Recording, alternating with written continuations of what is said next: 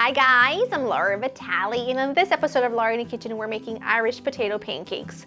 I'm not going to say the name, it will be in the title because I'm afraid I'm going to mispronounce it, and I actually don't really like doing that. I don't like to mispronounce something, but anyway, this recipe is very new to me. I wasn't really familiar with it, but when I asked you guys on Instagram for what are the recipes that you want to see me make for St. Patrick's Day, I had an overwhelming amount of people ask for this recipe. A lot of you gave me your family recipe. In fact, one of you told me the ratio for everything, which was so kind. And it's just fantastic. It's like a combination of two different kinds of potatoes. And if you know me, what did we talk about in Bangers and Mash? What did we talk about? We talked about my love for spud.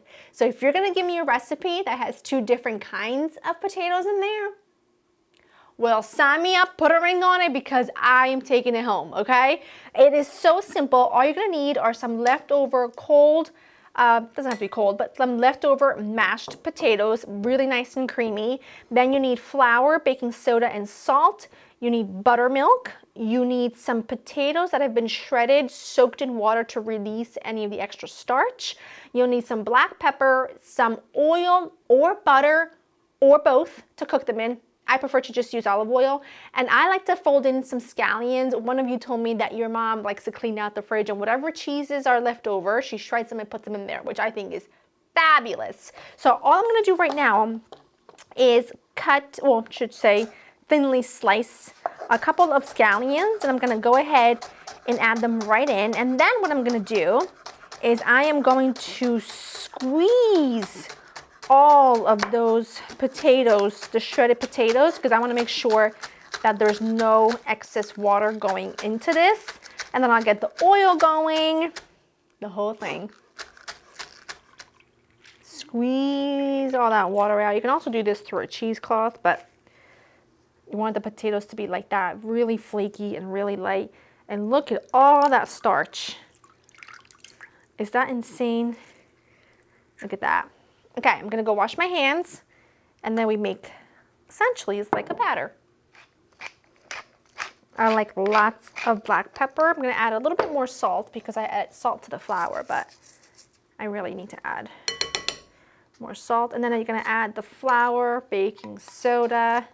And remember, the baking soda and the buttermilk are the magic ingredients that are gonna turn this into the most delicious texture. And then you're gonna add your buttermilk a little bit at a time. It looks a bit messy right now, but trust me when I tell you, it works so well. You'll end up with like a thick pancake batter by the time you're done. That looks fantastic. Essentially, it looks like thick pancake batter, which is exactly what you're looking for. And the mixture of the mashed potato with the shredded potato is what makes this potato like fritter or pancake so interesting. And when I first read about it and when I first talked to you guys about it, you sold me on that. You sold me on two potatoes. I've got a skillet, nonstick skillet with a little bit of olive oil preheating. You can do a mixture of regular olive oil. You could do olive oil and butter. You could do all butter. I do find that if you do all butter, the butter does burn really quickly. So my opinion would be to do half and half because the oil will stop the butter from burning so quickly. However, I like them best cooked in olive oil because I think the butter is a little bit too overpowering. I know. But listen, we all like what we like, right? So I'm just gonna get that to get nice and hot. Once it starts to shimmer, we'll add our batter. Testing my oil, lots of bubbles, that's good, that's good, that's good.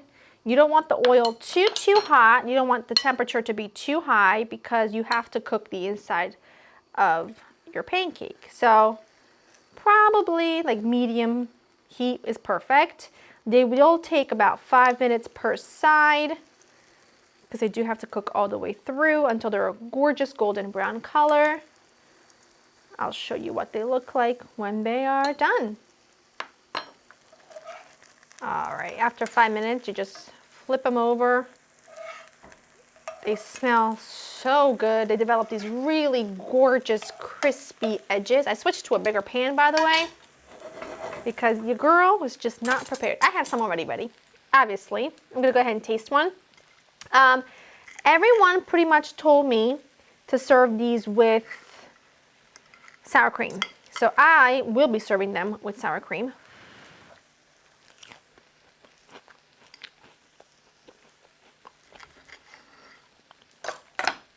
They are so good.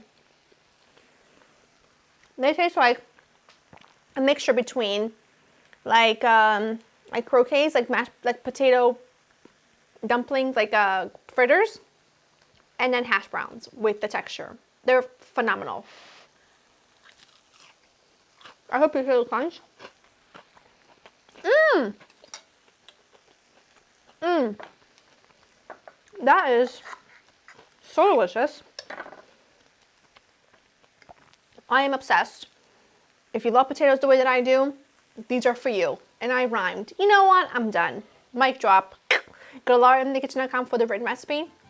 I hope you enjoy spending time with me. These are a must make. Even if you have leftover mashed potatoes, nothing better. Hope you enjoy spending time with me, and I will see you in the next one.